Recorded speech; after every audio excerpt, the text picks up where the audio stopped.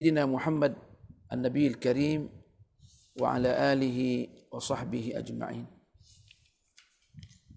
أما بعد فإن أصدق الحديث كتاب الله وخير الهدي هدي محمد صلى الله عليه وآله وسلم وشر الأمور محدثاتها وكل محدثة بدعة وكل بدعة ضلالة وكل ضلالة في النار أو كما قال صلى الله عليه وآله وسلم.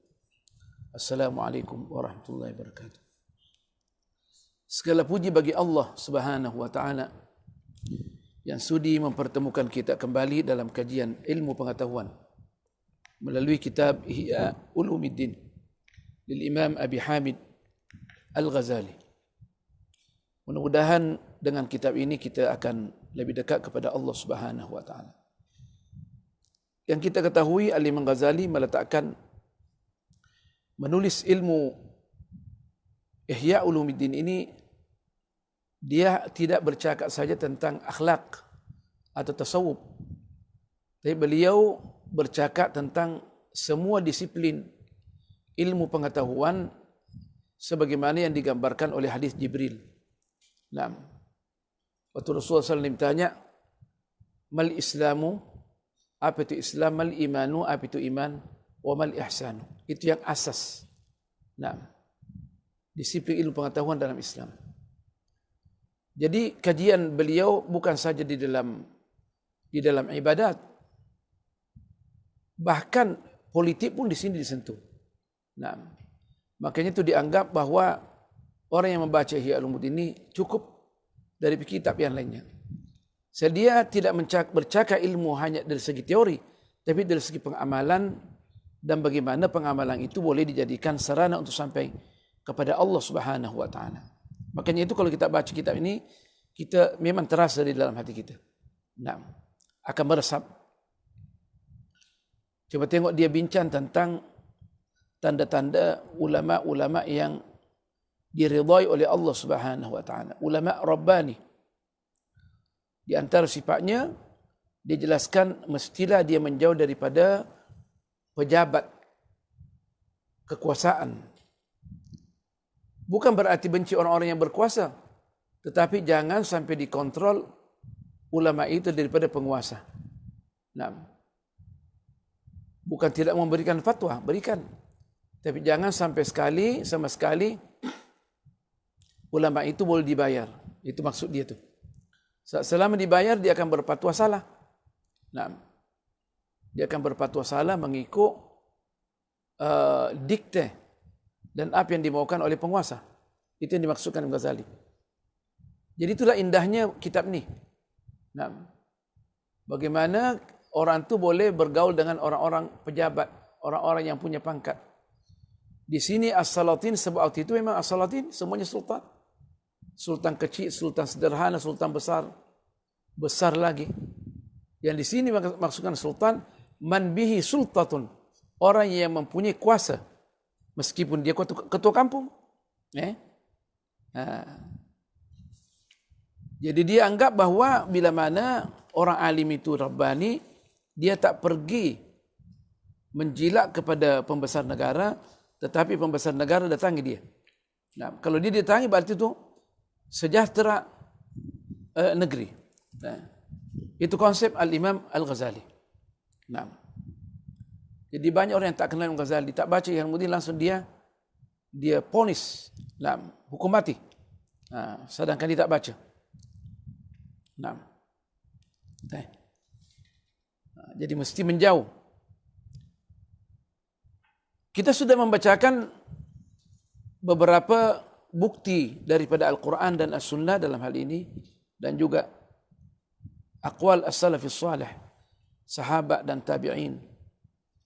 Ini dinukil di sini, kita sudah sampai kepada kata-kata Al-Imam Hasan Basri. Dikata wa qala al-Hasanu. Hasanu kalau mengatakan Hasan, yakni Hasan Basri. Hasan Basri pernah berkata, kana fi man kana qablakum rajulun lahu qidamun fil islami wa suhbatun li Rasulillah sallallahu alaihi wasallam. Ada seseorang lelaki sebelum kamu, katanya. Hasan Basri kata, yang mana punya kekukuhan di dalam Islam. Maksudnya pandangannya dalam Islam kuat, qidamun, lebih awal dia masuk Islam. Nah, qidamun, lebih awal dia masuk Islam. Kokoh pandangan dia. Nah, wa suhbatun li Rasulullah sallallahu alaihi wasallam, dan pernah menemani Rasulullah sallallahu alaihi wasallam. Dia adalah sahabat, seorang sahabat yang mulia. Al-Imam Abdullah Mubarak mengatakan, qala Abdullah Mubarak, ana bihi, yang dimaksudkan oleh Al-Imam Hasan Basri itu adalah Sa'd bin Abi Waqqas radhiyallahu anhu. Yang lama hidup, bahkan dia sempat menyiarkan Islam di Cina. Dan bahkan dikatakan pembuarannya di Cina. Nah. Radhiyallahu anhu. Qal, wa kana la yaghsha as-salatina. As-salatin jamak sultan. Dan dia tidak pergi bergaul dengan penguasa-penguasa. Penguasa datang kepada dia. Nah, minta dia punya pandangan. Bukan dia pergi penguasa. Nah, untuk mendapatkan kedudukan yang tinggi, tak demikian. Dijaga dia punya kehormatan sebagaimana yang diperolehi daripada Rasulullah sallallahu alaihi wasallam. Nah. Wa yanfuru anhum, dan menjauh daripada mereka. Faqala lahu banuhu, maka anak-anak dia mengatakan kepada dia, ya'ti haula'i man laysa huwa mithlak fi suhbati wal qidami fil islami. Mereka-mereka yang datang kepada kamu, orang yang mana tak sama dengan kedudukan kamu ditinjau dari segi sahabat Rasulullah SAW, adanya lebih awal masuk Islam. Falau ataitahum, kalau seandainya kau datang kepada mereka, kata anak-anak dia, maksudnya kalau datang kepada mereka, tentu akan mendapat imbuhan, dapat hadiah, mendapat laun, ya kan? Ini sahabat Rasulullah SAW. Nah. Faqala ya baniyya, wahai anak-anakku, dia kata, dijawab, ati jifatan qad ahata biha qaumun. Apakah saya mendatangi bangkai yang sudah dikerumuni oleh orang banyak? Kaum lah, orang banyak lah. Wallahi la in istata'tu la syaraktuhum fiha. Saya berusaha supaya tidak bersama dengan mereka di dalam bangkai itu. Maksudnya bangkai ini adalah dunia. Nah, jadi bangkai dunia ini adalah bangkai, tak ada artinya. Ialah dia seorang alim. Karena barang siapa yang mendatangi orang kaya, orang yang berpangkat kerana pangkatnya, maka setengah agamanya hilang, keimanannya hilang. Nah, jadi dia mesti jaga tu, orang alim mesti jaga tu. Dan orang alim jangan sampai nak kejar pangkat. Nah. Al-Madani kejar pangkat juga. Anda berdoa supaya tak dapat pangkat dari dulu dah. Jadi tak usah sibuk-sibuk dalam makna saya lah. Nah, saya supaya jangan jadi qadhi, jangan jadi mufti, jangan jadi dekan. Saya minta tu dari Allah. Dari dulu dah aku sujud, janganlah berikan pangkat. Nah. Jadi bagi saya tak usah bimbang mana saya. InsyaAllah saya selalu berdoa waktu sujud supaya jauh daripada pangkat. Dari dulu dah. Kalau nak pangkat, dari dulu dapat. Nah. Kita pandai bagaimana cara nak sampai sana. Dan kita tahu juga risikonya. Makanya kita minta sama Allah supaya menjauh. Nah, supaya menjauh daripada pangkat ini. Nah. Qalu, maka anaknya menjawab, berkata, ya abana, wahai ayah kami. Idan nahlika, boleh juga dibaca nahlaka. Nah, idan nahlika, kalau begitu, huzalan. Jadi kalau gitu kita mati kelaparan lah. Kurus kering. Hazil, huzal, kurus kering lah kita ni. Nah. Kalau tak pergi ke sana kepada orang-orang yang berpangkat, tak dapatlah imbuhan. Biar merendahkan diri sikit lah, tak apalah. Qala ya baniyya, wahai anak-anakku, la an amuta mu'minan mahzulan ahabbu ilayya min an amuta munafiqan saminan. Adanya saya mati dalam keadaan beriman kurus kering, itu lebih baik bagi saya daripada saya mati dalam keadaan munafik dan penuh dengan lemak gemuk maksudnya. Nah, itu lebih baik bagi saya. Qala al-Hasanu khasamahum wallahi. Hasan Basri mengatakan, wallahi mereka dipojokkan. Khasam ini maksudnya telah diperangi. Tapi tak akan diterjemahkan telah diperangi, tak sesuai lah. Maksudnya dipojokkan lah. Dipojokkan anak dia. Nah, maksudnya dipojokkan dia punya hujjah. Nah, kalau khasamahu maksudnya diperangi. Tapi tak boleh terjemahkan begitu. Siyaqul kalam menunjukkan demikian. Nah. Apa sebabnya? Idza alima anna at-turaba ya'kulul lahma was-simana dunal imani. Nah. Bahwasanya tanah itu makan daging kita kalau kita sudah masuk di kubur, maksudnya. Kita punya lemak-lemak akan dimakan oleh ulat, maksudnya oleh tanah. Dunal iman. Keimanan tidak mungkin. Keimanan tidak akan mungkin dimakan oleh tanah. Nah, dengan keimanan itulah bahkan jasad kita akan utuh dikubur. Nah, banyak orang kan yang hafal Quran apa segala, dibuka dia punya kuburan sudah bertahun-tahun. Ada seorang pelajar Malaysia perempuan hafal Quran meninggal di Mesir. Sebab di sana pekuburan dia macam bangunan gini. Orang Malaysia punya pekuburan, orang Indonesia punya pekuburan. Jadi begini di bawah ada tangga dia ke bawah, letakkan gitu aja. Letakkan gitu aja. Kalau hancur-hancur. Syekh Syarawi, seorang kawan tu orang alim, dia kata saya setelah lama dia turun di pekuburannya Syekh Syarawi, sebab ada orang ditanam, tengok tidak berubah dia punya jasad, dia tak berubah. Nah, orang-orang yang takut kepada Allah Subhanahu wa taala. Ya memanglah Syekh Syarawi orang-orang hebat juga. Nah, boleh connecting ya. Masya-Allah. Takkan tak connecting, kita sudah pakai internet yang luar biasa. Hadiah daripada Dr. Zulkarnain. Nah, banyak pahalanya insya-Allah. Wa fi hada, di dalam komentar ini, dalam kata-kata ini, apa yang kita boleh ambil munafaat, pelajaran yang boleh diambil daripada apa yang dikatakan, jawaban daripada Sa'ad ibn Waqqas dan ulasan juga Al-Hasan Basri. Wa fi hada isyaratun, ini memberikan isyarat ila anna ad-dakhila 'ala sultani, bahwa orang yang suka ziarah pada sultan, orang yang berkuasa, ad-dakhil masuk kepada sultan, maksudnya orang ziarah, selalu mendatangi sultan, la yaslamu minan nifaqi albattata, tidak selamat daripada sifat nifaq sama sekali. Wa huwa mawdaddun lil imani, dan kemunafikan ini bertentangan dengan realiti keimanan. Nah, lil imani maksudnya hakikatul iman. Nah, sahabat yang mulia Abu Dzar pernah berkata kepada Salamah, wa qala Abu Dzar li Salamah, la taghsha abwab as-salatini, engkau jangan dekat pintu-pintu penguasa.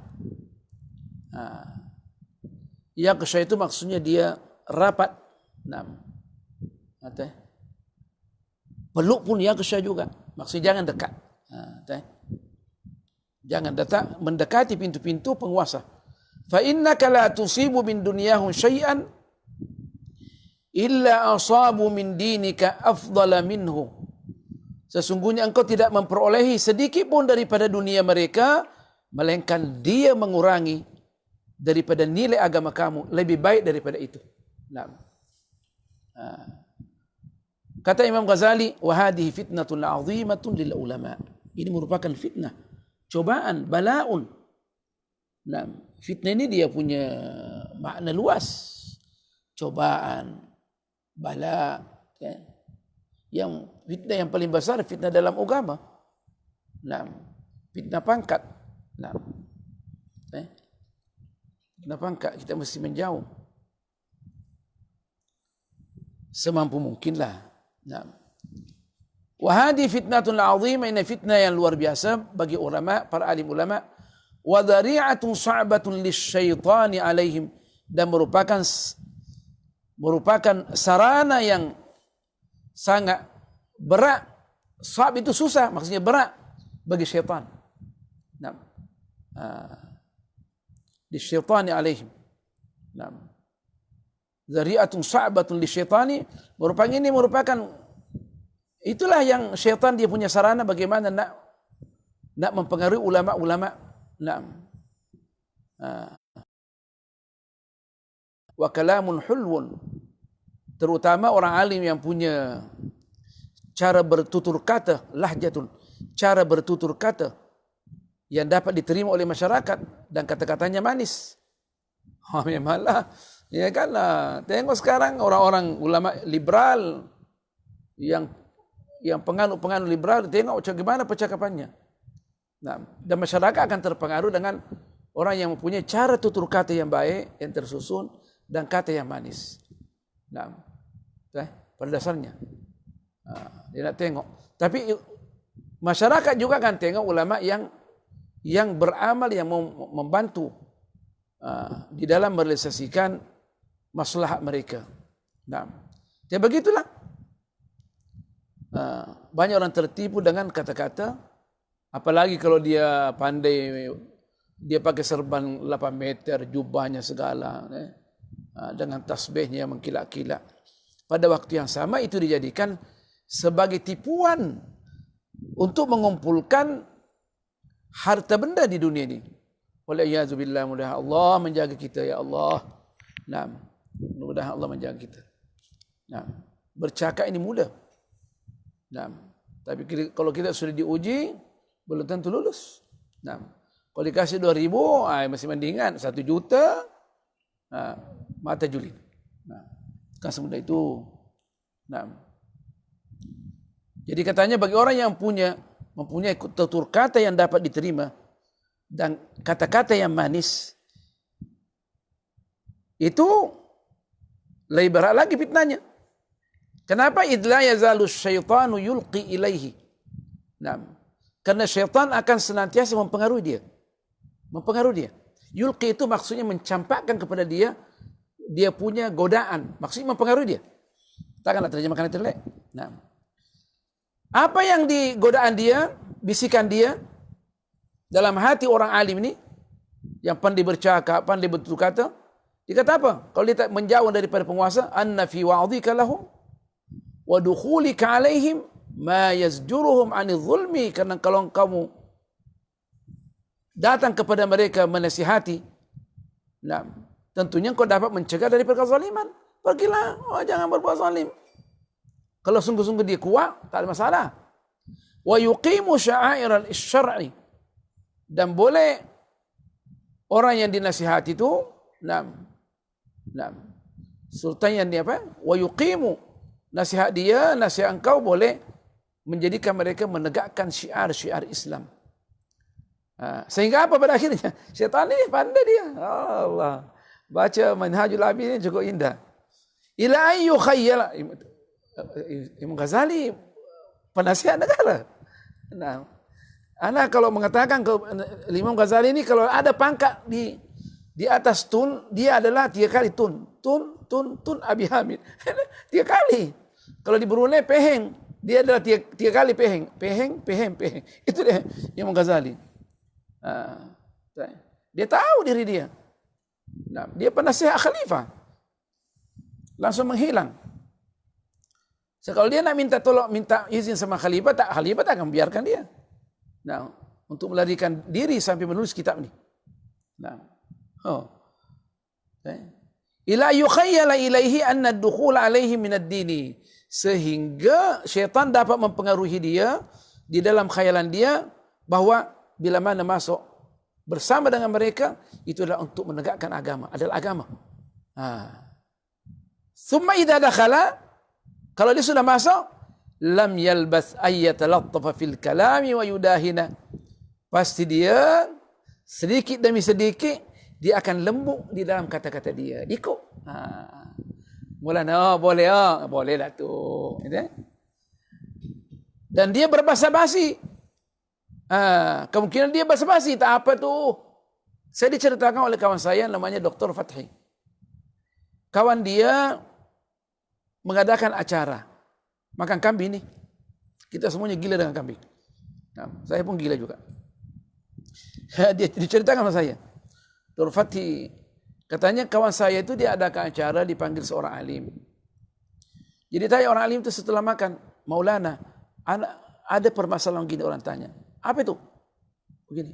Oh mana boleh, itu haram, tak boleh. Kemudian setelah dia berfatwa haram, tergores dalam hatinya, kemungkinan yang masalah ini masalah orang yang kasih makan kita kambing ini. Masalah tahusuk. Berkata kita, Maulana ini masalah saya nih. Tak usah bimbanglah. Hunaka aqwalun minal ulama. Ada lagi banyak pandangan ulama. Hawin alaika. Coba tengok. Itu baru kambing. Itu baru kambing. Jangan kalau pangkak. Baru kambing. Baru kambing. Tadi kasih lagi istri yang cantik, pangkat yang tinggi, pelaung yang tinggi. Makanya itu ulama mengkritik Al-Imam Al-Mawardi waktu dia jadi qadhi. Tapi Imam Al-Mawardi dia tidak mengampu waktu dia jadi qadhi. Tapi ulama murid-murid dia tidak mau dekat, tak ambil kata-kata dia. Dia anggap qaulun ma'jurun. Padahal tak ada masalah dia punya, kalau cek dia punya tak ada masalah sebenarnya. Sebab Mawardi siapa dia? Setelah meninggalkan kedudukan dia di kerjaan baru orang ambil. Jadi orang bedakan. Ini waktu dia kerja qadhi, ini yang bukan. Ini tak ambil. Saya dianggap qaulun ma'jur. Sampai gitu, Allahu Akbar. Allah, macam mana kita ni? Allah. Seperti Al-Imam Ghazali masalan, waktu dia jadi penasihat. Itu awal-awal semua kitabnya ditulis semua tu. Al-Basit, Al-Wasit, Al-Wajiz, Al-Khulasa. Dia tidak ada mengampu di situ. Kajian ilmu. Tapi coba tengok, siapa yang baca? Dibandingkan dengan Ihyamuddin. Itu hebat tuh dia punya pandangan tu. Jarang orang boleh baca. Tapi Ihyamuddin orang semua baca. Kenapa? Dari hati ke hati. Dari hati. Dia tak ada. Dari hati ke hati. Bukan semula itu.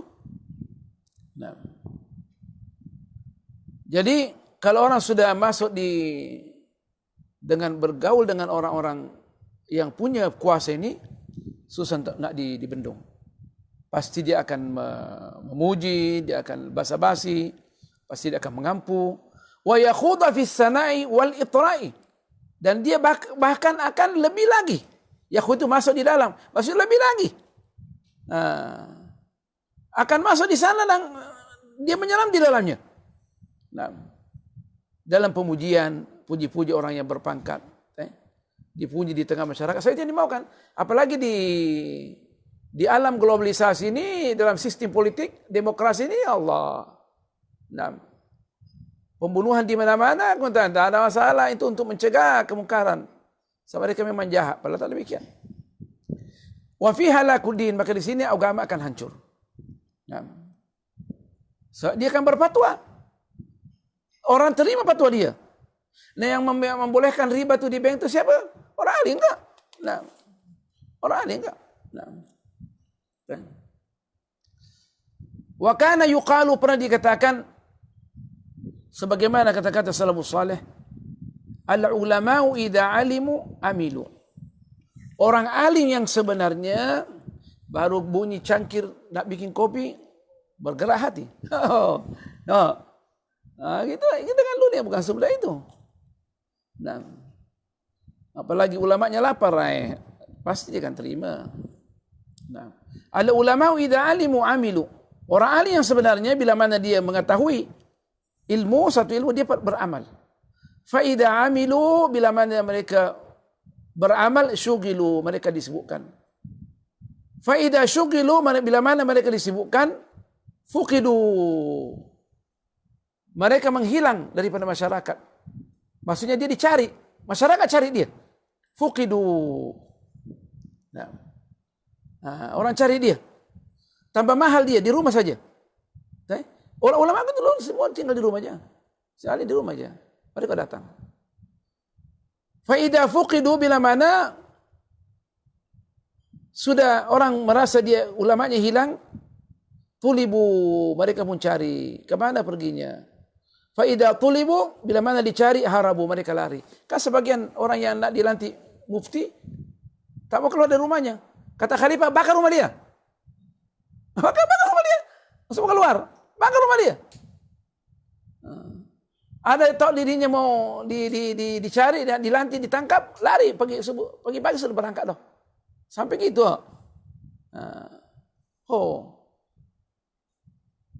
Al-Imam Syirazi, Al-Imam Syirazi hebat juga. Nah, Al-Imam Syirazi yang meletakkan Al-Muhazzab nih, punya banyak. Dia pernah dibangunkan satu madrasah oleh kerajaan, kemudian dia lari.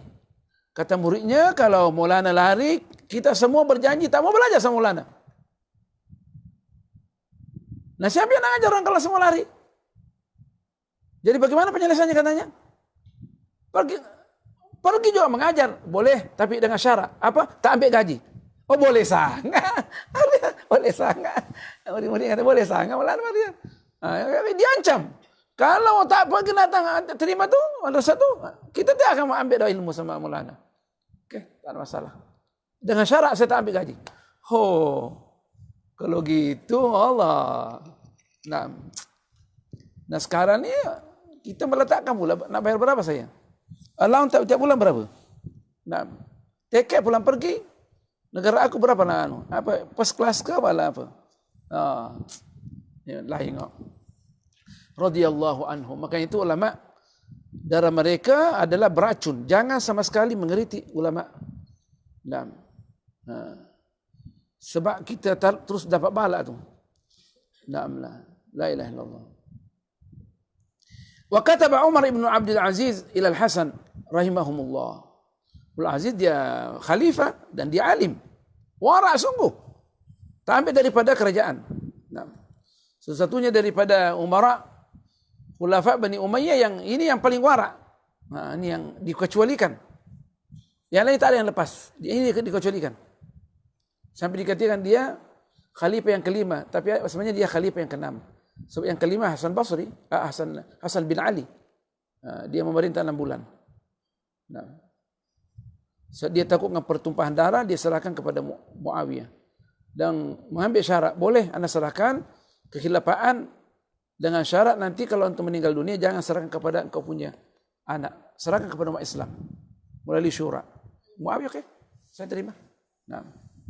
Tapi namanya dunia, radhiyallahu anhu terpengaruh juga sebab dia punya menteri-menteri. Untuk apa lantik orang lain? Alamul yang lebih utama. Padahal Yazid terkenal adalah orang yang paling jahat waktu itu. Artinya Muawiyah radhiyallahu anhu juga artinya dicoba oleh Allah Subhanahu wa taala. Bukan semudah itu. Pangkat ni. Ini cerita semua ni bukan dari Syiah.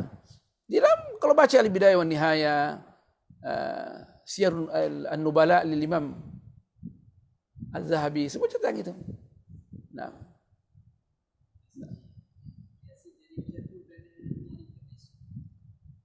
Amak dia. Wallahu a'lam. Bahkan dia anggap kalau tengok dalam yang paling bermasalah cerita dalam sejarah Ahlussunnah Jamaah, orang tengok dia minum arak segala siang tu siang. Dan dia bunuh orang. Jadi kata Muawiyah, kalau yang tak minum arak, jangan waktu siang, tu orang tidur. Dia tak, sebab dia tak boleh juga dia tak boleh kontrol juga anak dia. Nak terpaksa nak minum arak. Ini yang semua nukil ni Ahlussunnah bukan bukan Syiah itu Dan dia yang perintahkan untuk bunuh Husain bin Ali, dia perintahkan.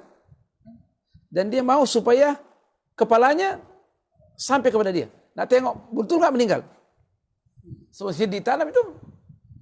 Sedangkan man ahabba Husainan wal Hasan Hasan ahabbani wa man ahabbani ahabballah. Barang siapa yang sayang Husain berarti sayang saya berarti sayang Allah.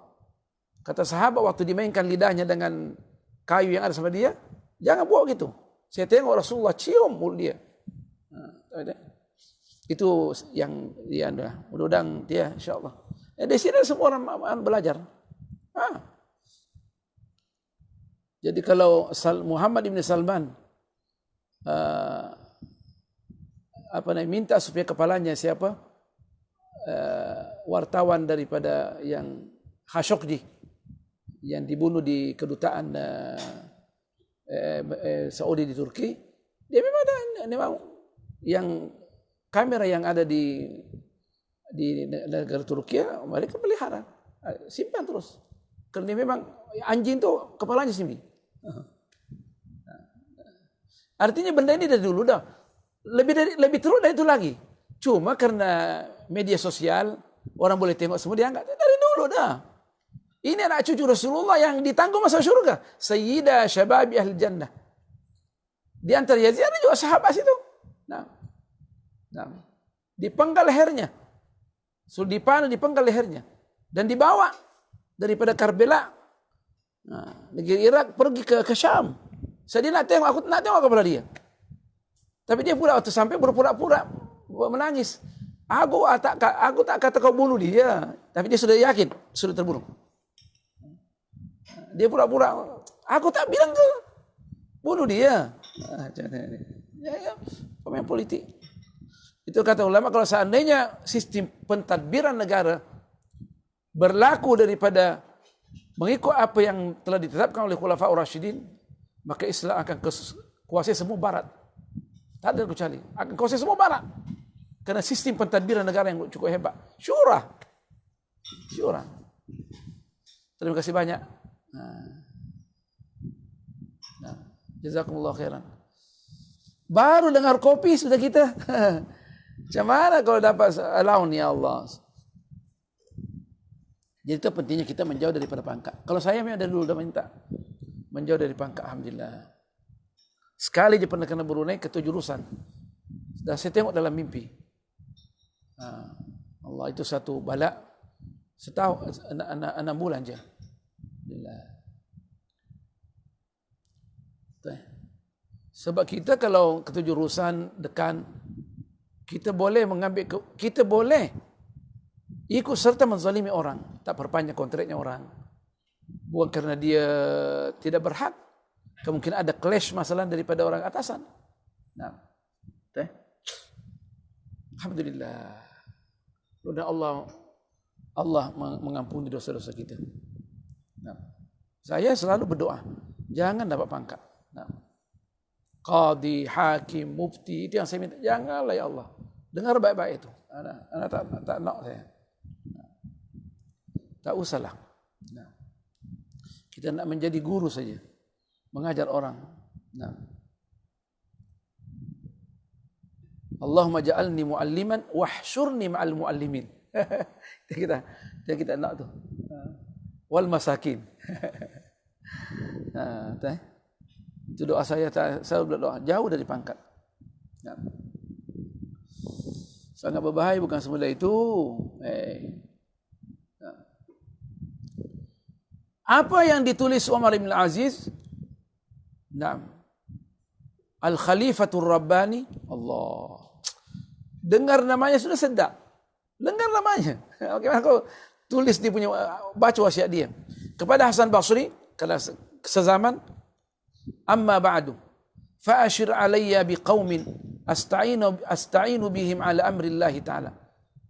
Coba pilihkan orang-orang yang saya boleh jadikan untuk menolong saya dalam pentadbiran negara. Maksudnya lantak menteri-menteri lah. Ashir alayya. Coba berikan senar nama-nama yang boleh dilantik jadi menteri ini. Supaya saya mempergunakan mereka untuk khidmat agama Allah. Apa kata Hasan Basri? Ini warak-warak sungguh ni. Fakataba ilaihi. Hasan Basri jawab dia punya surat. Amma ahlud dini, adapun orang-orang yang ahli agama, falan yuriduka, dia tak mau sama entah. Kalau ahli agama, akhirat tak mau sama entah. Wa amma ahlud dunia, adapun orang-orang yang suka dunia, ahli dunia, falan turidahum, engkau juga tak mau mereka. Yang ahli dunia agama tak mau sama entah. Ahli dunia engkau tak mau sama mereka. Tetapi kata walakin alaika bil asyrafi. Engkau wajib memilih orang-orang yang mulia. Mulia hatinya, mulia ilmunya. Bukan maksudnya di sini daripada nasab. Mesti Al-Habib, tak demikian. Atau pangeran, bukan gitu. Maksudnya mulia perangainya, akhlaknya itu orang yang mulia.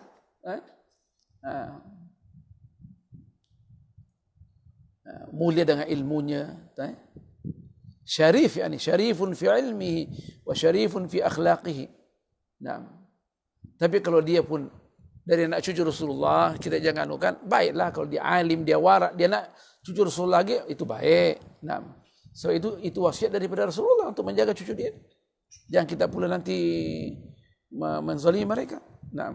Kita jangan menzalimi mereka. Nah. Nanti pula saya dulu Wahabi pula.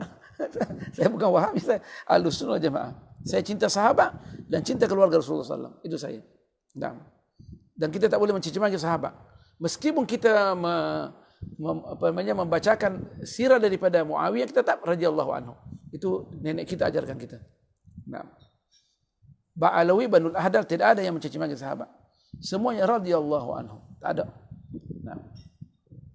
Tapi realiti kita jelaskan realiti yang berlaku. Perubahan syura apa segala itu kita mesti jelaskan. Supaya kita hatta Hasan Nadawi, Qaradawi, semua hatta si Dr. Al-Qarni yang di Saudi ini. Ada dia punya kritik terhadap Muawiyah. Dari sistem pentadbiran dia. Bulu Hasan Nadawi ada. Sewaktu Muawiyah sudah dilantik, karena waktu dia nak berlawan Imam Muawiyah, melawan Sayyidina Ali karamallahu wajhahu radhiyallahu anhu, selalu dia kalau berceramah, dia hebat berceramahnya. Dia pakai bajunya Sayyidina Utsman, dia penuh dengan darah. Kita menuntut darah ini. Selepas dia menjadi khalifah, tak tuntut dah. Maksudnya maka tak cari. Dia tak ada berapa orang dia tahu yang membunuh. Dia tak cari. Dia tak cari. Jadi itu dikritik oleh penulis-penulis modern. Bulu Hasan Nadawi. Politik semuanya mengkritik. Kritik dengan halus. Tidak mau mereka dikatakan mengkritik sahabat. Tapi coba baca. Coba baca bukunya Bulu Hasan Nadawi dan yang lainnya. Hatta pun ulama Saudi. Dalam penulisan siasat syariah. Sebab kalau kita mengatakan juga apa yang dibuat dalam merubah sistem syura kepada kerajaan, kita mengakui kereba, tak boleh dong. Satu kesalahan. Itu mengatakan itu tak betul. Mudah Allah maafkan dia. Makanya dalam Bidayatul Nihayah ada yang mengatakan rahimahullah. Mudah Allah maafkan dia. Ada dalam Bidayah. Dia tak mengatakan radhiyallahu anhu, mengatakan rahimahullah. Karena banyak yang dirubah. Sistem pentadbiran negara dirubah. Banyak dirubah. Dia tiap mengingkari hadis, ingat sahabat udulun semuanya dapat dipercayai dalam menyampaikan agama. Cuma dia punya takwil. Dia Muawiyah tawilkan. Betul hadis tu, tapi Rasulullah mau begini. dia takwilkan terus. Cepat ditawilkan. Siapa yang dibunuh dalam Yasir kah? Yang terbunuh dalam peperangan yang bersama dengan, kan dikatakan qatalahu ayo dikatakan yang akan fi'atun baghiyah, ada kumpulan-kumpulan pemberontak yang akan membunuh kau. Kata dia, bukan kita bunuh dia. Yang membunuh dia yang ikut menjadikan dia ikut perang. Coba tengok. Dia tidak mengingkari tidak mengingkari hadis itu. Dia tak ingkari. Ya betul hadis itu. Tapi realitinya bukan kita yang bunuh. Mereka yang menyeret ikut perang dengan kita bunuh. Jadi mereka yang bunuh. Dia sahabat, ada yang mikir hadis. Cuma ditakwilkan terus. Ditakwilkan terus. Politik. Ini siasatnya. Siasat. Anda kasih kopi yang sedap, kopinya nampaknya. Saya hanya mengutarakan apa yang terjadi. Sahabat semuanya radhiyallahu anhum. Tilka ummatun qad khalat. Ummah yang sudah berlalu, kita tak boleh campur tangan. Laha ma kasabat, apa yang diperbuat akan dipertanggung. Wa lakum ma kasabtum wa la tus'aluna amma kanu ya'malun. Apa yang kamu yang perbuat akan dipertanggungjawabkan. Dan engkau tak ditanya terhadap apa yang mereka lakukan. Berbuat yang baik.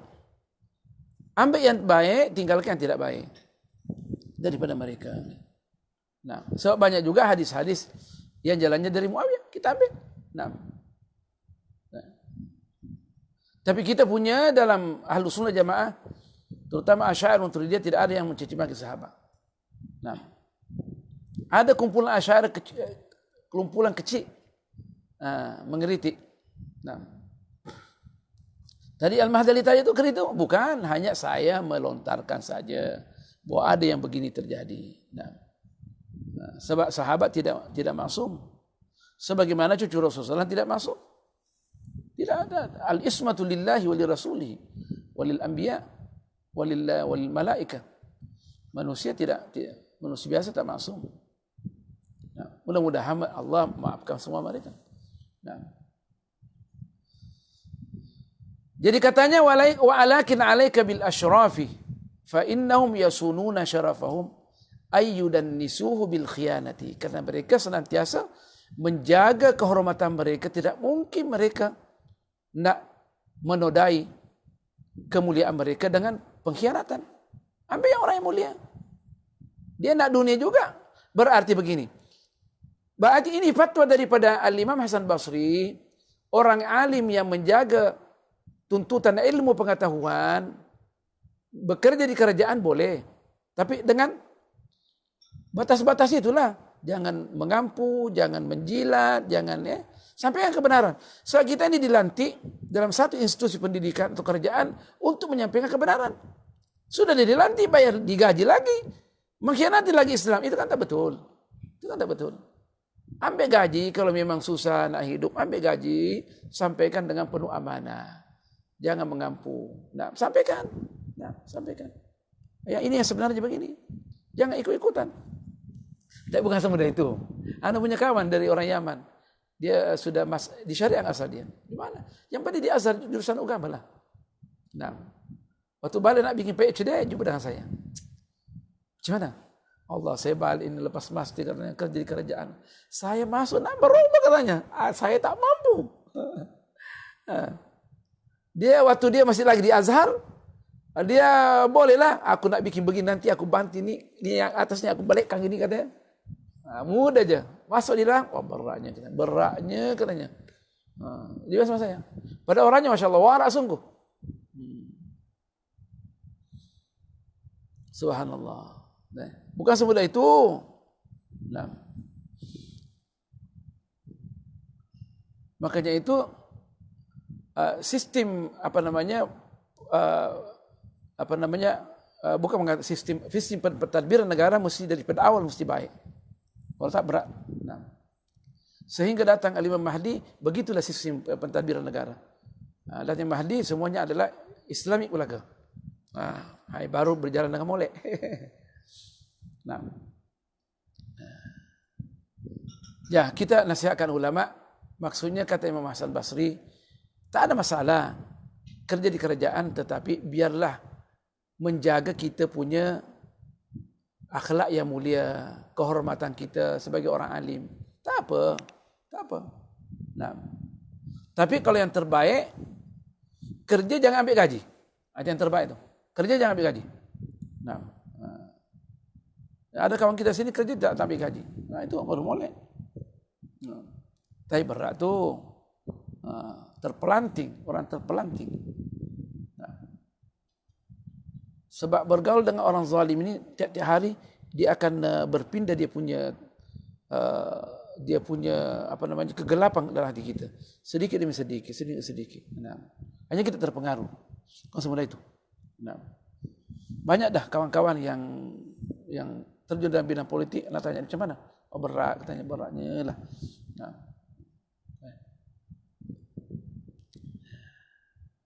Kata Al-Imam Ghazali, hada fi Umar ibn Abdul Aziz rahimahullah. Itu di zaman Umar ibn Aziz, khalifah yang nak ke akhirat. Allah. Macam mana sekarang ni? Nak cakap tu. Itu katanya macam mana di zaman tahun 500 Hijriah ni. Kalau Imam Ghazali hidup lagi sekarang ni. Ihya'nya tak tahu macam mana, berapa kilo dia punya panjang dia. Berapa banyak benda yang terjadi. Orang-orang yang berebut nak jadi berfatwa. Satu hadis diputar balikkan. Itulah satu hadis digelentong kiri kanan. Nah. La ilaha illallah. Wa kana azhad ahli zamanihi. Dia merupakan orang yang paling zuhud di zamannya. Nah. Tak ambil dari pekerjaan. Harta istri dia semuanya suruh buka. Menjadi keuangan negara. Anak-anaknya pada hari waktu Eid tak belikan baju dari kerajaan. Tak ada apa-apa. Anak-anak yang dia lalu pakai pakaian hebat semua. Dari penghasilan negara luar biasa. 2 tahun pemerintah, penghasilan negara luar biasa. Anaknya tak pakai. Anaknya puji lagi ayahnya. Ini ayah kita ni katanya. Alhamdulillah kita. Menangis Umar Aziz. Karena anak budak yang kecil senang pakai pakaian yang lama. Itu didikan dia. Dia berhasil didik dia. Nah kalau kita sekarang ni ayah kamu raja khalifah besar. Kalau dia nak kumpulkan dia kayak raja dia, tapi dia tak ambil dari penghasilan negara. Nah, makanya dia dibunuh, diracun. Keluarga sendiri yang racun.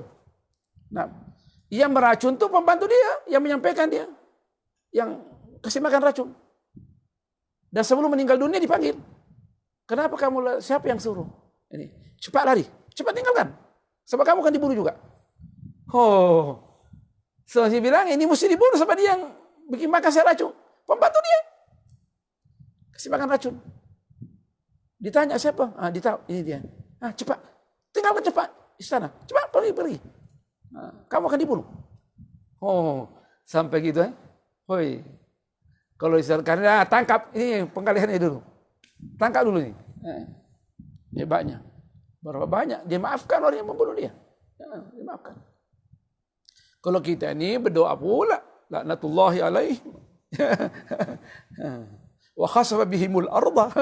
Biar ditenggelamkan di bumi. Dia pemilih itu dimaafkan. Allah luar biasa. Allah radhiyallahu anhu.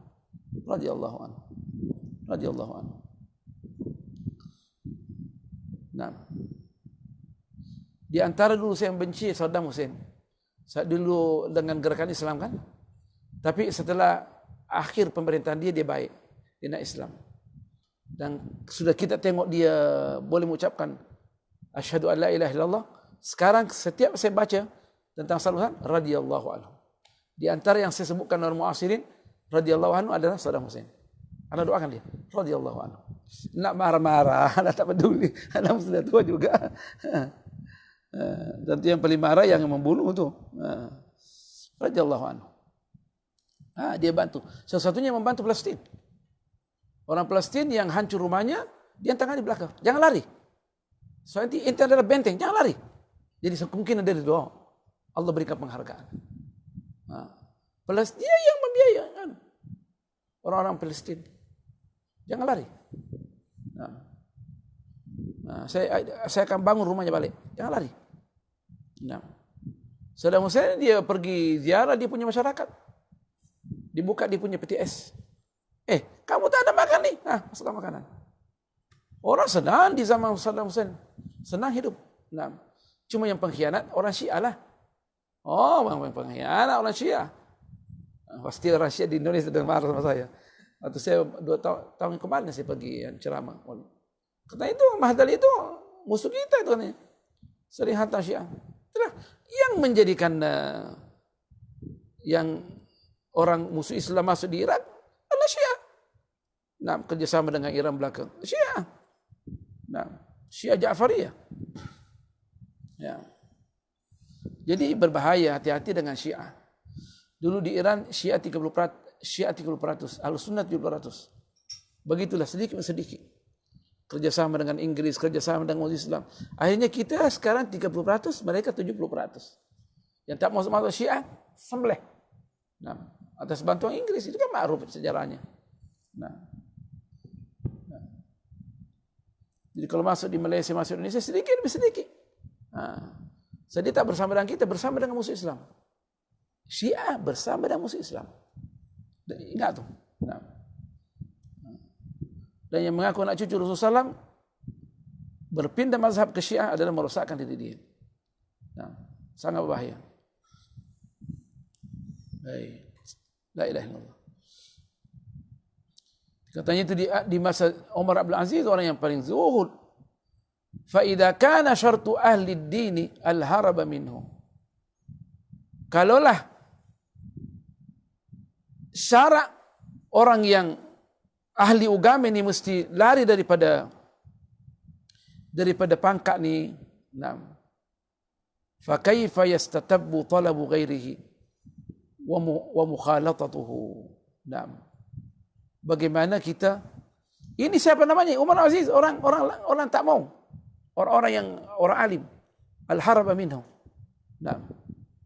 Bagaimana selain daripada Umar Abdul Aziz? Nak cari bekerja selain daripada Abdul Aziz dan bergaul selain daripada Abdul Aziz, tentu lebih teruk lagi. Orang Ali tak mau, Hasan Basri tolak, anak tak mau ikut dengan entah. Padahal anak kebaikannya kalau ditolong, iya kan? Dia sudah tahu dah Umar Aziz orang warak.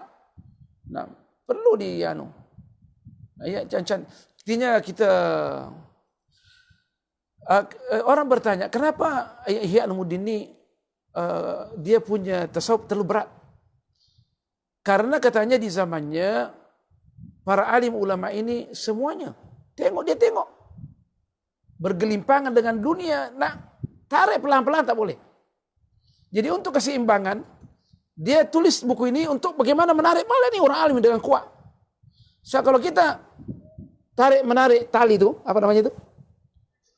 Kalau yang kuat di sana, yang menarik kita pelan-pelan, ya habis kita. Jadi mesti juga kuat di sini. Untuk kuat, untuk seimbang.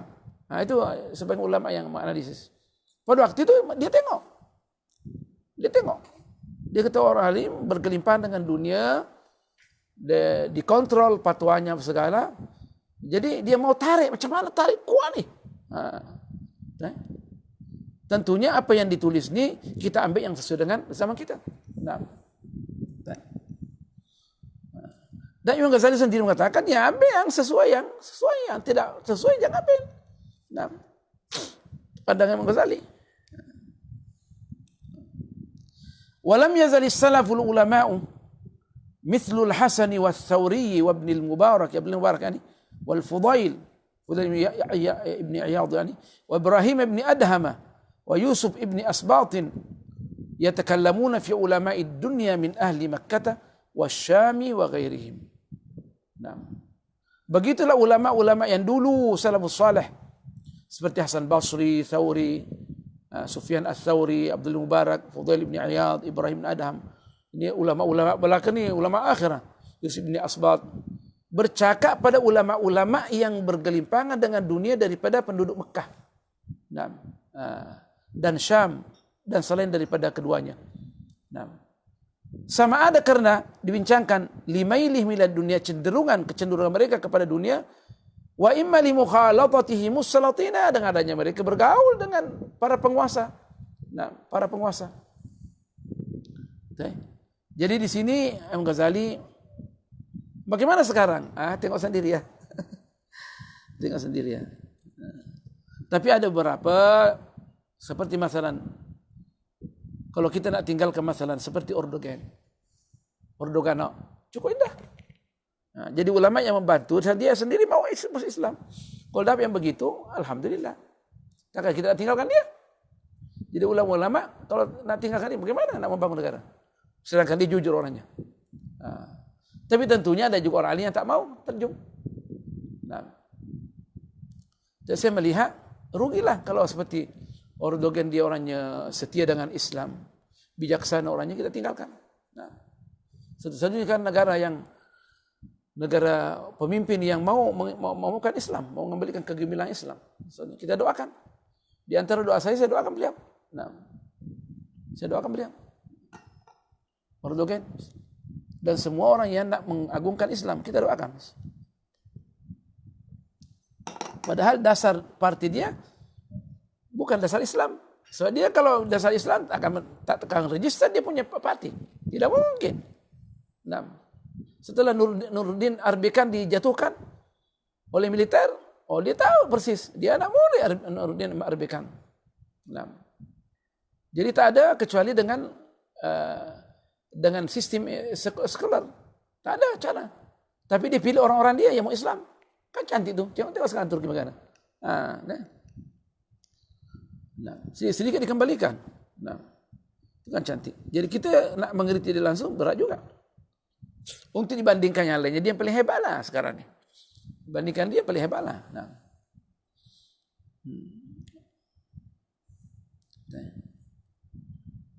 Paling hebat dia. Dan bijak. Anak terserah, anak doakan beliau. Nah, itu nak marah-marah. Wa minha di antara habis dah waktu. Anak boleh sambungnya nih. Sejam dah ni berlalu nih. Gitu Boleh? Boleh satu lagi. Tak apa mulai besok cuti lagi. Wa minha di antara tanda-tanda ulama akhirat ini alla yakuna musari'an ilal fatwa, jangan tergesa-gesa berfatwa. Cepat-cepat nak berfatwa. Seperti dikatakan alim besar, jangan. Bahaya tu. Katanya orang mufti ini satu kakinya di neraka, satu di surga. Kalau dia berfatwa dengan molek, ke surga lah. Kalau tak neraka lah tu. Hai, bukan semudah itu. Bal yakunu mutawaqqifan. Kalau ditanya, stop dulu, berhenti dulu. Renungi apa yang orang punya pertanyaan. Pertanyaan betul, tapi situasi pertanyaan itu tidak betul. Betul dah pertanyaan dia. Tapi betul enggak dia punya case itu? Kemungkinan dia hanya nak menyeloloskan dia daripada api neraka. Kita pula yang dijadikan jembatan api neraka. Makanya ulama dulu tak langsung berfatwa. Nah, dia akan pelajari dulu siapa orangnya. Sebab kita ada al-hukmu syar'i wa hukmul fatwa. Hukum syar'i ya jelas. Benda-benda yang membatalkan sembahyang itu tak perlu fatwa. Itu hukum syar'i. Tak perlu berfatwa. Sudah siap dalam buku fikih. Tapi nak berfatwa, nak mengeluarkan satu hukum berkaitan dengan seseorang, mesti ikut dengan situasi dan kondisi. Dan bagaimana realiti dia? Nah, bagaimana realiti dia? Nah, orang mengatakan, aku bilang sama istri saya, nah, kalau engkau keluar daripada rumah, nah, engkau tertalak, ya kan, tertalak 3 lagi. Kalau di SMS kepada mufti, sebagai mufti, katanya dia talak.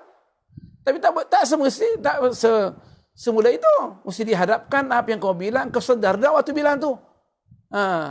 Talak 3 dalam satu tempat, masih ada permasalahan lagi. Banyak dia kulik-kulik dia. Nah, sebagai mufti bukan sebenarnya itu. Dia akan counseling dulu, tanya dulu apa dia punya masalah. Kemungkinan tidak sedar dia. Nah, secara pertanyaan dia memang kena. Yang mengatakan at-talaqul mu'allaq jadi, kalau dia katakan yang ditaklikkan tu terjadi, memang jatuh talak. Tapi tidak semula itu. Langsung jatuhkan talak, tak boleh. Makanya fatwa ini tidak semuanya orang tak boleh jadikan hukum umum. Dalam fatwa ini begini, itu masalah jatuh tuh. tak semudah itu. Ini hukumul fatwa. Hukumul fatwa bukan hukum syar'i. Ikut situasi dan kondisi. Mesti dibezakan. Nah, mesti dipelajari orang yang dijatuhkan hukum itu. Nah, jangan sampai kita nanti bermasalah sama Allah Subhanahu wa taala. Jadi bukan semudah itu. Nah. Makanya orang patut dulu dia datang ke siapa, mana orangnya pertama ini? Apa yang kau maksudkan? Ditanya terus. Nah. barulah boleh dikeluarkan fatwa. Terus nak jawab apa? Bukan mufti itu langsung nak jawab. Mesti dia dipelajari situasi orang yang minta fatwa. Jadi dia mesti mutawaqqifan, berhenti dulu. Pikirkan dan renungkan apa yang renungkan dengan baik. Wa muhtarizan ma wajada ila al-khalasi sabila. Dan dia mesti berhati-hati, berjaga-jaga. Selama dia mempunyai ada kesempatan untuk sampai kepada untuk melepaskan diri. Kalau ada orang yang lebih baik dari kita, kasih orang lain berfatwa. Biar dia tanggulangi. Ini api neraka nih. Fa in su'ila amma ya'lamuhu tahqiqan bi nassi kitabillahi, bila mana dia mengetahui permasalahan itu dengan tepat, sudah ditahqiqkan, sudah dikaji betul. Kembali kepada pandangan ulama, dia sudah kaji dari semua selok belok nih. Dengan nas daripada Al-Quran, ada nas dia. Atau binassi hadisin, atau dengan nas hadis. Atau ijma'in, atau ijma' sepakat ulama. Atau qiyasin jaliin, atau qiyas yang nyata, bukan samar-samar. Dan dia memang berhak orangnya berfatwa, dia memenuhi syarat afta.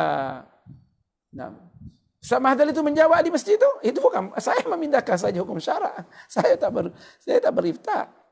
Saya hanya memindahkan hukum syarak saja. Saya nukil dari mazhab Syafi'i. Fatwa ini bukan semudah itu. Wa in su'ila amma yashukku fihi, atau yushakku fihi, huwa yashukku fihi, dia yang syak. Bila mana ditanya pada perkara dia masih lagi bimbang terhadap itu, dia syak, masih ragu-ragu lagi, dia tak yakin. Dia mesti yakin baru berfatwa. Semestinya dia mesti mengatakan qala la adri. Ini pandangan yang balik sebenarnya. La adri, aku tak tahu. Qala la adri. Aku tak tahu. Sebagaimana Imam Malik ditanya banyak, lebih 40 persoalan kah? Hanya 2-3 saja dia jawab. 4 kah 6. Orang yang datang dari Andalus, saya jauhnya dari Andalus. Tanya ente orang terkenal. Bagaimana ahlu Andalus nanti kata ente hanya jawab beberapa soal saja? Wallahi ente naik gunung sana berteriak, Malik hanya boleh menjawab beberapa pertanyaan.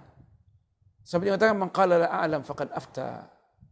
Barang siapa yang katakan tak tahu, sewaktu dia tak tahu, dia telah memberikan fatwa. Bagi sana naik di gunung sana berteriak.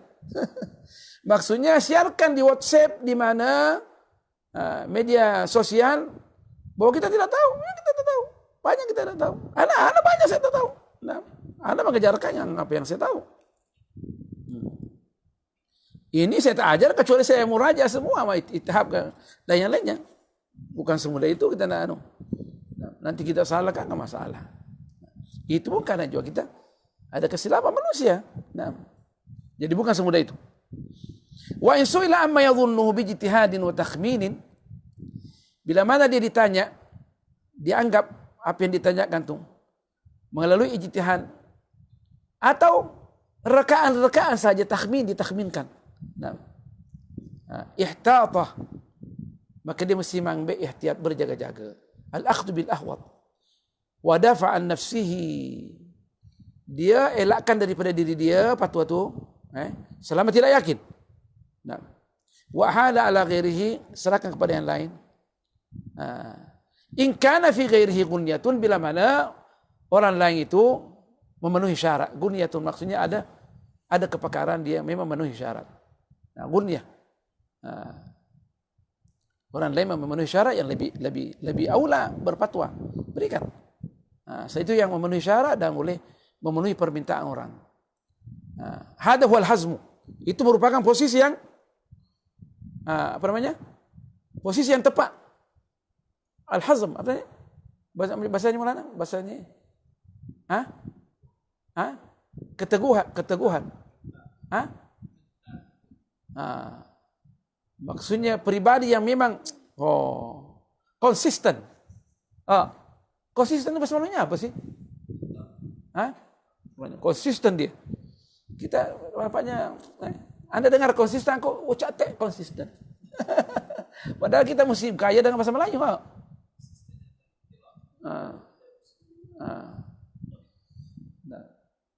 Dia maksudnya dia betul hazm, diambil dia apa? Orangnya apa namanya? Tegas. Itu ketegasan. Ketegasan. Saya rasa ketegasan lah. Hazim ini tegas orangnya. Allah hebat. Tapi kalau kita macam ni hati kita, lemah kita ni.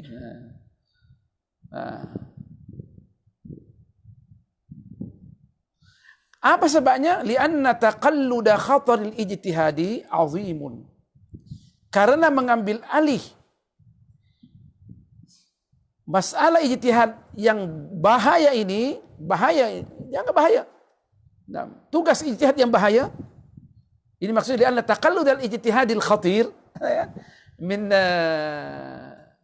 idafati as-sifah ila al-mawsuf. Maksud asal katanya lianna taqallud al-ijtihadi al-khatir, karena mengambil alih tugas ijtihad yang bahaya ini azimun, sangat luar biasa. Azim. Tak ada kata kecuali luar biasa je. Bahasa Indong punya. Sikit Tengganu, sikit itu, sikit bahasa Nusantara. Yang penting faham.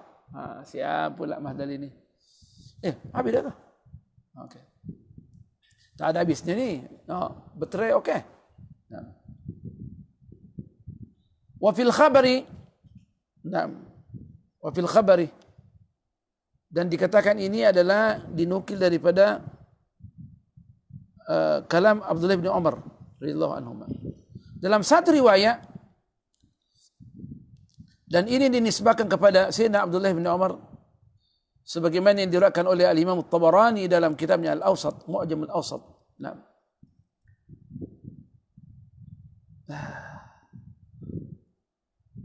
Al-ilmu thalathatun.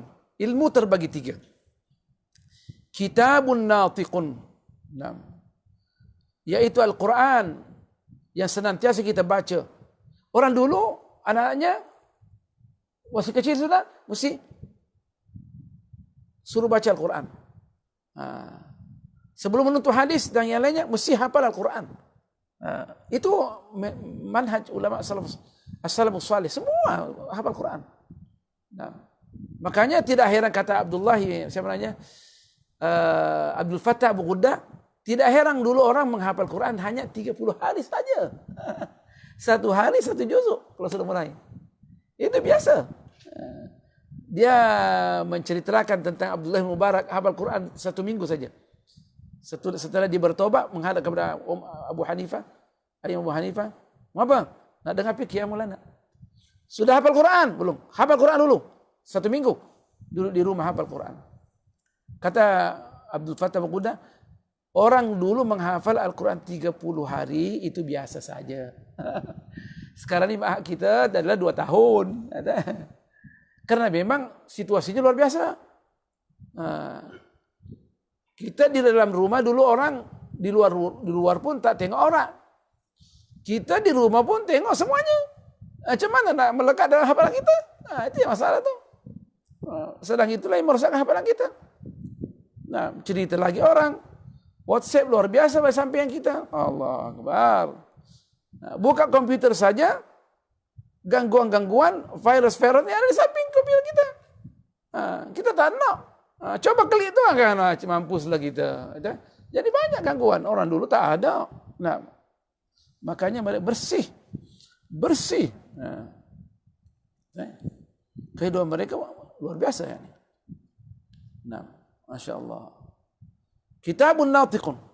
Al-Quran yang bercakap sendiri. Karena memang dibaca terus.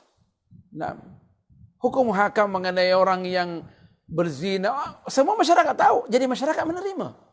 Semua tahu. Siapa tu Ar-Rahal Al-Maghribi Ibnu Battuta. Dia datang ke Sulawesi Selatan. Dia bilang, aku tengok. Ini dinukilnya, saya tak tulis dalam bukunya yang dikulasakan. Apa yang cerita? Aku tengok di Sulawesi Selatan orang melaksanakan Islam mengikut apa yang dinukil dari Ihya Ulumuddin. Dan ulama-ulama dulu mengharamkan terjemahan. Jadi orang Melayu, ulama Melayu dulu saling, meskipun tak lancar sekarang, surat menyurat dalam bahasa Arab. Ulama dulu. Hebat-hebat belaka. Jadi mereka mendengar Al-Quran biasa. Tahu sudah. Hukum-hukum yang muhkamat ini mereka hafal. Mereka dengar terus. Kita banyaknya program file Al-Quran, kita tak dengar semuanya. Orang dulu luar biasa ya ini. Artinya kita sendiri yang dulu kecil, kalau kita perhatikan, orang-orang kita dulu luar biasa. Mengingkari kemungkaran yang langsung. Tak boleh itu. Subhanallah, meskipun penjajahan di Indonesia lama juga, tapi orang tua kita coba tengok. Penjajahan keluar dari Indonesia, tak ada murtad. Mana murtad dia? Tapi murtad bila? Setelah merdeka. Karena yang anak-anak yang tempatan itu dikirim ke luar negeri untuk mempelajari sekularisme di luar. Setelah balik, itulah yang merosak sistem pemikiran orang-orang Indonesia. Dulu tak ada. Semuanya belajar di pondok belakang.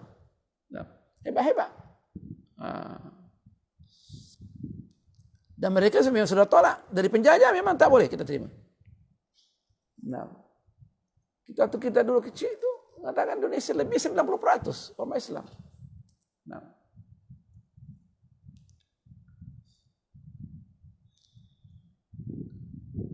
Subhanallah, sekarang dia berubah. Wa sunnatun qaimah. Dan sunnah Rasul yang tegak. Maksudnya orang tegakkan. Ini maksudnya kitabun natu, kitabun mantuqun. Al-Quran yang senantiasa dibaca. Orang semua baca Al-Quran, orang hafal. Wa sunnatun qaimun, dan sunnah Rasul yang ditegakkan. Dan juga yang ketiga, wala adri, aku tak tahu. Aku tak tahu. Tanya orang lain. Dan sekarang ini semua tahu. Semua tahu. Oke, saya tahu. Sekejap. Buka Google, dijawab terus. Dia buka Google, ada semua jawaban di Google. Padahal itu sangat berbahaya. Wa qala Asy-Sya'bi, Al-Imam Sya'bi mengatakan, la adri nisful ilmi. Kata-kata waktu ditanya tak tahu, itu adalah setengah ilmu pengetahuan. Wa man sakata haitsu la yadri lillahi ta'ala. Barang siapa yang diam tak menjawab pertanyaan selama dia tidak tahu, falaisa bi aqalla ajran mimman nataq. Pahala dia tak kurang daripada orang yang menjawab. Orang yang menjawab, ucapkan. Dia menjadikan orang selesa. Dia tak tahu, pergi tempat lain. Ini di Jawa yang ikut dengan gelentong dia. Ya, bikin susah orang. Lianna li'tirafa bil jahli, karena mengakui kejahilan itu, apalagi dia pakai serban besar, Allah. 5 meter. Macam saya ni, Allah. Nak mengatakan tak tahu, itu berat tu. Bukan semudah itu, pakai jubah lagi, Allah. Ada syal lagi, pakai tongkat lagi. Lagi hebat. Nak mengatakan tak tahu, asyaddu ala nafsi, berat untuk diterima oleh diri kita ni, oleh jiwa kita, berat nak terima. Apalagi kalau pasang kontrak. Nanti kan sampai ke universiti dia mengatakan dia tak jawab, macam mana kontrak kan? Penilaian tahunan. Tak ada apa pula A+, sedangkan dia A+. Matilah, hantam juga dalam forum. Hebatnya lah kita punya pensyarah. Hati-hati, dia tu PhD-nya berapa banyak pangkat dia. Padahal itu adalah kadang penipuan. Kalau bagus tak apalah. Saya ingat lagi seorang alim daripada zaman tu. Dia kalau menjadi pengacara dalam satu forum conference, katanya anda nasihatkan kepada yang nak berbicara semua, minta maaf. Tempat ini panas. Semua orang tidak mau mengatakan tak tahu. Jadi kita tahu sama Allah lah. Kalau memang tak tahu jangan bilang katanya. Memang dia lucu orangnya. Anda tak tahu katanya, nanti orang itu akan bercakap katanya. Anda sampaikan ini panas nih. Semua orang mengatakan tahu katanya, ini forum nih. Itu juga. Saya berapa kali selalu suka dengan dia. Indahnya dia kalau dia tulis, dipaksa dia menulis, baru dia menulis. Anak itu paksa menulis nih. Jadi tulislah, saya tulis. Saya tulis dulu baru saya baca buku. Saya sudah hafal dah, dia tulis semua bahasanya. Mana barajinya? Baru saya nak carikan aja barajinya. Saya sudah tulis kan? Dia tulis semua habis. Tak ada lagi referensinya. Mana dari mana? Kita cari So, dia sudah baca dulu kan? Kita cari katanya.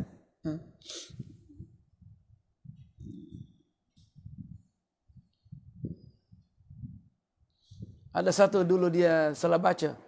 Kemungkinan dia tersilap. Saya betulkan. Padahal dia lebih alim dari kita. Jauh lebih alim. Dia tersilap. Bukan saya tahu namanya, dia tersilap. Saya betulkan lah, tak betul macam mana. Wallahi anta Sibawaihi. Anta Sibawaihi katanya. Dia kelakar orangnya. Dia tak peduli. Kalau dia saling betul, dia tak peduli. Dia orang alim. Itulah kata ulama. Jangan hati-hati dengan kesalahan orang alim. Kemungkinan kamu dicoba oleh Allah Subhanahu Wa Taala. Jangan anggap remeh kamu punya guru kita juga lah. Nah, dia tahu itu dia tersilat dia baca. Bukan dia tidak tahu, dia tersilat saja. Dia pun tengok saya senyum.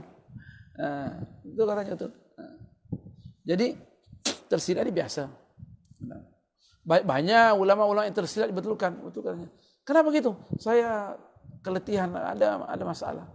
Atau kadang kemungkinan orang dikritik orang, maka Allah nak memperlihatkan dia dikritik juga. Jadi hati-hati. Yang begitu kita tidak mesti berwaspada kesalahan orang alim. Saya masih lagi dia hormat sama dia. Dan saya banyak kembali ke dia. Itu kesilapan yang tidak disengaja. Dia tahu tapi dia tersilap. Subhanallah, tersilap. Tapi dia kelak pula. Dia kata, anta Sibawaihi. Anta abgas. Itu abgas daripada bagus, lebih bagus soalnya. Anta abgas.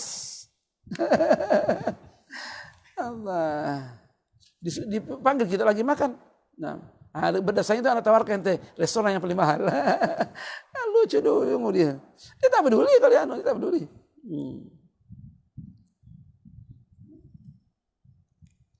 Masya Allah.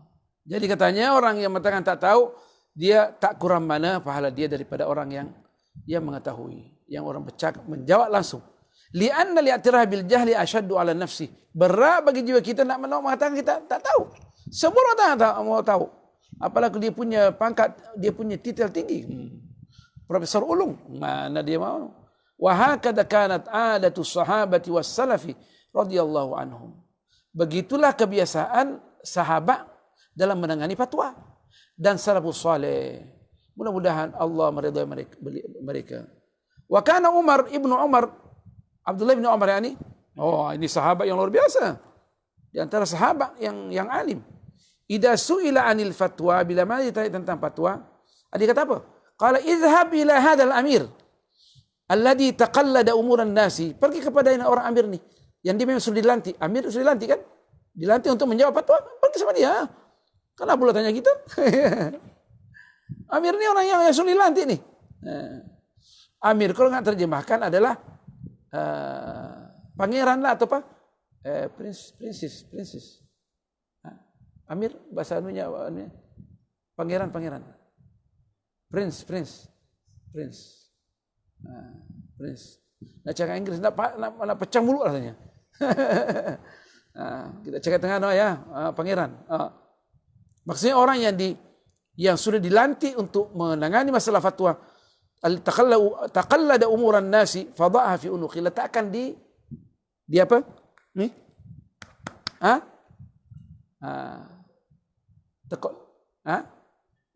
Leher dia ke Indonesia. Letakkan leher dia, tekuk dia ya. Biar dia tanggung dia pada hari kiamat. Dan dia tidak datang sama Allah begini. Maksudnya orang tengah biar pada muka. Biar dia pada muka. Tapi takkan gitu Abdullah bin Umar saja. Biar dia tanggulani. Kenapa kita boleh tanggulani? Wa qala Ibnu Mas'ud, Abdullah bin Ibnu Mas'ud pernah berkata radhiyallahu anhu, innal ladzi yuftin nasa fi kulli ma yastaftunahu la majnunun. Orang yang memberikan fatwa kepada masyarakat manusia pada setiap apa yang mereka minta fatwa adalah, kalau dia nak fatwakan orang, berikan fatwa adalah majnun, adalah orang gila. Dia mesti, kalau di Brunei lama muftinya baru keluar fatwa. Berhati-hati. Kalau yang Brunei memang berhati-hati dia. Mufti yang sekarang berhati-hati. Itu kan.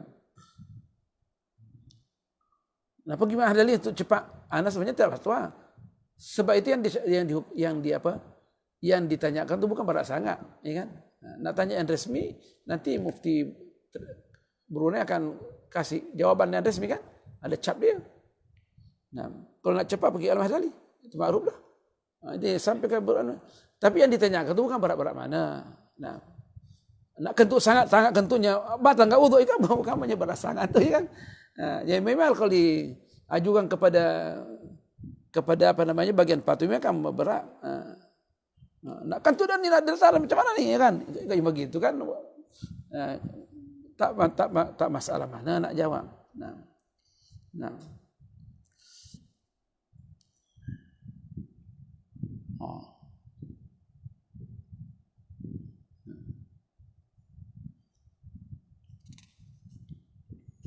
Dan dia kata juga Abdullah bin Mas'ud, junnatul alimi la adri. Nah. Apanya junnah? Junnah boleh diterjemahkan perisai atau penangkis dia. Maksudnya senjata dia. Penangkis dia junnah. Kalau ini junnah ini pedang ni terak kan. Penangkis dia. Maksudnya yang dapat membela dia. La adri, senjata dia la adri. Faida akhtaaha, bila mana dia salah, salah fatwa dia, faida akhtaaha, usibat maqatiluhu, dia akan kena sasaran kematian dia. Kalau orang tembak kita kena jantung, mati ya. Kalau kita salah fatwa kan kena masalah, kena jantung. Sasaran kematian ini dia. Kalau kena sasaran kematian dia, memang dia akan mati. Wa qala Ibrahim ibnu Adham rahimahullah, seorang alim sufi, alim dan wari' rabbani. Laisa syai'un ashadda 'ala asy-syaitani min 'alimin yatakallamu bi'ilmin wa yaskutu bi'ilmin. Tidak ada perkara yang paling berat bagi syaitan seperti mana orang alim dia bercakap, kadang mengatakan aku tahu, kadang mengatakan aku tahu. Itu dia tu. Dia mau syaitan bilang aku tahu belaka, bilang. Jadi paling berat bagi syaitan bila mana jumpa orang alim, sekali mengatakan tahu, sekali mengatakan tidak tahu, dia tak peduli. Itu berat bagi syaitan. Dia mau supaya orang alim itu cakap tak tahu bang, tahu. Itu yang dia mau tu. Saya itu perintah syaitan. Wa an taqula 'ala Allahi ma la ta'lamun. Itu ini. Supaya kamu mengada-ngada atas Allah. Engkau tak tahu pun mengatakan tahu. Itu yang senang tu syaitan tu. Disuruh kita begitu. Yaqul unzuru ila hadha sukutu ashaddu alayya min kalami. Coba tengok orang alim ni. Adanya dia diam, tak menjawab maksudnya, itu lebih berat bagi saya daripada adanya dia bercakap. Wa wasafa ba'dhum al-abdalah. Sampai situ dulu. Saya pun ni kita sambung kopi lah. Hari ini berapa nak? Kam ya waladi Jumadul ula al-yawm. Kam unzur ila at-taqwim fil kharij. Salasa wala ar-rabi' min Jumadil ula. Masyaallah. Tarikh kam ya? Arba' lianna fil lail. Dia angka 4 ya. Kami ya Hakimi. Inilah 2 orang murid aku yang seorang tinggal luar, 3 orang je. Ini yang cakap Arab terus. Kam? Ar-rabi' min Jumadil ula? Ar-rabi'. Ar-rabi' wala salis? Ar-rabi'. Bimana al-khamis? Kan kita sudah malam. Tertulis itu 4 ke 3? 4. Berarti 5. Aidan al-rabi'. Barakallahu fikum. Jazakumullah khairan. Hari ini bercahaya banyak wali-wali datang. Jumada. Hari ini ayah Pah dia ada kematian. Kakak ipar dia meninggal dunia. Dia tak datanglah. Sebab hari ini tak ada pelajaran di Masjid Bulu Gading. Terus saya mesej kawan-kawan.